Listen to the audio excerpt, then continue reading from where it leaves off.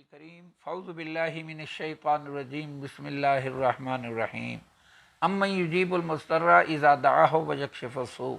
اللہ رب العزت قرآن مجید میں ارشاد فرماتے ہیں بھلا کون ہے جو بے قرار کی فریاد کو سنے، نہ صرف سنے بلکہ اس کی مشکل کو حل بھی۔ سوال کی 10 شکلیں کہ اکثر مذہبی حلقوں میں یہ سوال آیا کہ اللہ کے سوا غیر اللہ مشکل حل کر سکتا ہے یا صرف اللہ ہی اس پر قادر ہے، بڑے زور شور سے اچھالا جاتا ہے، مگر فریقین میں سے کوئی بھی قائل نہیں ہو پاتا۔ ایک ذی شعور انسان کے ذہن میں یہ سوال ابھرتا ہے تو وہ اس سوال کو مختلف پہلوؤں سے جانچتا اور پرکھتا ہے کہ کس طرح اللہ کے سوا اور کوئی ہستی مشکل کشائی کر سکتی ہے۔ اس سوال کی 10 مختصر صورتیں ہیں۔ ایک شخص کو کسی مشکل کا سامنا ہے، وہ چاہتا ہے کہ اس کی مشکل دور ہو، اللہ کے سوا کسی اور ہستی کو پکارنا چاہتا ہے تو اس کی مشکل دور کرے۔ اب اگر اللہ کے سوا کوئی اور ہستی مشکل حل کر سکتی ہے تو بتایا جائے کہ سائل اور مشکل کشا کے درمیان ہزاروں میل کی دوری پر وہ زندگی میں یا زندگی کے بعد قبر میں آواز سن سکتا ہے۔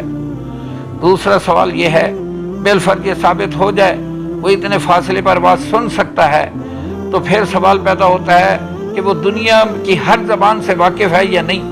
مثلا سرائکی والا سرائکی میں مشکل پیش کرے گا، اس طرح جرمنی والا جرمنی زبان میں، انگریز انگریزی زبان میں اور پٹھان پشتو میں جو ہے آواز دے گا۔ اگر یہ بات بھی ثابت کر دی جائے کہ وہ ہستی ہر زبان سے واقف ہے تو پھر سوال پیدا ہوگا کہ اگر ایک لمحے میں سینکڑوں یا ہزاروں لوگ اپنی مشکل اس کے سامنے پیش کریں تو کیا وہ ان سب کی مشکلات اسی لمحے سن اور سمجھ لے گا یا اس کے لیے قطار بنانے کی ضرورت پیش آئے گی؟ کیا اس ہستی کو کبھی نیند بھی آتی ہے یا وہ ہمیشہ جاگتا رہتا ہے؟ اگر کبھی نیند آتی ہے تو پھر ہمارے پاس ایک لسٹ ہونی چاہیے کہ کب اس کو نیند آتی ہے اور کب وہ جاگ رہا ہوتا ہے، تاکہ ہم اپنی مشکل صرف اسی وقت اس کے سامنے پیش کریں جب وہ سو نہ رہا ہو یا وہ نیند کی حالت میں بھی سنتا ہے۔ ایک شخص بولنے سے قاصر ہے، وہ ایسی مشکل میں مبتلا ہے کہ اس کا گلا بند ہو چکا ہے، اگر وہ دل میں اسے اپنی مشکل پیش کرے تو کیا وہ اس کی دلی فریاد بھی سن لے گا؟ انسان کو پیدائش سے لے کر موت تک چھوٹی بڑی تمام مشکلات کا سامنا ہوتا ہے۔ اگر وہ تمام مشکلات اللہ تعالیٰ ہی حل کر سکتا ہے تو پھر غیر کی طرف رجوع کرنے کی کیا ضرورت ہے؟ اور اگر غیر ان تمام مشکلات کو حل کرنے پر قادر ہے تو پھر اللہ کی کیا حاجت ہے؟ اگر غیر اللہ مشکل کشا تمام مشکلات حل کرنے پر قادر نہیں تو ہو سکتا ہے کچھ مشکلات حل کرنے کا بیڑا اللہ نے اٹھایا ہو اور کچھ مشکلات حل کرنے کے اختیارات کسی اور کو دے رکھے ہوں۔ ایسی صورت میں تو ہمارے پاس یہ فہرست ہونی چاہیے کون سی مشکل اللہ رب العزت حل کرنے پر قادر ہے اور کون سی مشکل غیر اللہ حل کر سکتا ہے، تاکہ سائل اپنی مشکل اس کے سامنے پیش کرے جو اس کے حل کرنے پر قادر ہو۔ کیا اللہ کے سوا جو ہستی مشکل نکال سکتی ہے وہ مشکل ڈال بھی سکتی ہے یا اس کی ڈیوٹی صرف حل کرنے پر ہے؟ اگر وہ مشکل حل کر سکتی ہے تو پھر ڈالنے والا کون ہے؟ بالآخر نتیجہ نکلے گا کہ اللہ تعالیٰ مشکلات ڈالنے والا ہے اور غیر اللہ مشکل حل کرنے والا۔ بالفرض ایک ہستی مشکل ڈالنے پر مصر ہو اور دوسری مشکل حل کرنے پر، تو دونوں میں سے کون سی ہستی اپنا فیصلہ لے گی؟ کسی بھی برگزیدہ یا گناہگار ہستی کا جنازہ پڑھنا ہو تو اس کی بخشش کے لیے اللہ کو بات دی ہے یا مشکل کشا کو؟ ان تمام سوالات کا لباب ایک ہی سوال ہے، کیا اللہ کے سوا کوئی اور مشکل حل کرنے پر قادر ہے؟ کون ہیں وہ لوگ جو توحید کو پھیلانے، توحید کو سمجھنے اور شرک کو مٹانے کے لیے ہمارا ساتھ دیں؟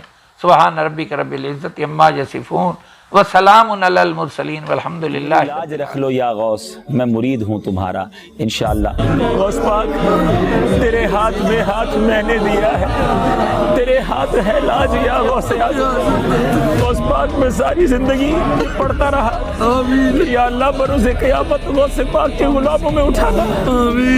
یا غوث اعظم آج آپ کے عرس کی رات ہے، آپ کے مرید، آپ کے فقیر دور سے آئے ہیں، آپ ہی کا فرمان ہے کہ نیک مرید میرے لیے اور میں گناہگاروں کے لیے ہوں۔ غوث پاک آپ کے گناہگار مرید آئے ہیں، ہماری جھولی بھر دیجیے، جھولی کو میری بھر دو ورنہ کہے گی دنیا ایسے سخی کا منگتا پھرتا ہے مارا مارا، میری لاج رکھ لو یا غوث، میں مرید ہوں تمہارا، میں مرید ہوں تمہارا۔ غوث پاک آپ نے اپنے در پر آنے والوں کو سب کو نوازا، یہ دور دور سے آپ کے فقیر، آپ کے مرید، آپ سے محبت کرنے والے آئے ہیں۔ آج آپ کے عرس کی رات ہے، کسی خالی نہ لوٹائیے، سب کی جھولیاں بھر دیجیے۔ ماہ ماہ محتاج تو حاجت روا، ماہ ماہ محتاج تو حاجت روا، المدد یا غوث اعظم سیدہ۔ جس دن ہم ان سب کو جمع کریں گے، پھر مشرکوں سے کہیں گے کہ تم اور تمہارے شریک اپنی اپنی جگہ ٹھہرے رہو، تو ہم ان میں جدائی ڈال دیں گے، اور ان کے شریک ان سے کہیں گے کہ تم ہم کو تو نہیں پوجا کرتے تھے، بس ہمارے اور تمہارے درمیان اللہ ہی گواہ کافی ہے، ہم تمہاری پرستش سے بالکل بے خبر تھے۔ وہاں ہر شخص اپنے اعمال کی جو اس نے پہلے کیے ہوں گے جانچ کر لے گا، اور وہ اپنے سچے مالک اللہ کی طرف لوٹائے جائیں گے، اور جو کچھ وہ جھوٹ باندھا کرتے تھے سب سے بڑھ کر کون گمراہ ہو سکتا ہے جو ایسے کو پکارے جو قیامت تک اسے جواب نہ دے سکے اور ان کو ان کے پکارنے ہی کی خبر نہ ہو۔ اور جب لوگ جمع کیے جائیں گے تو وہ ان کے دشمن ہو جائیں گے اور ان کی پرستش سے انکار کر دیں گے۔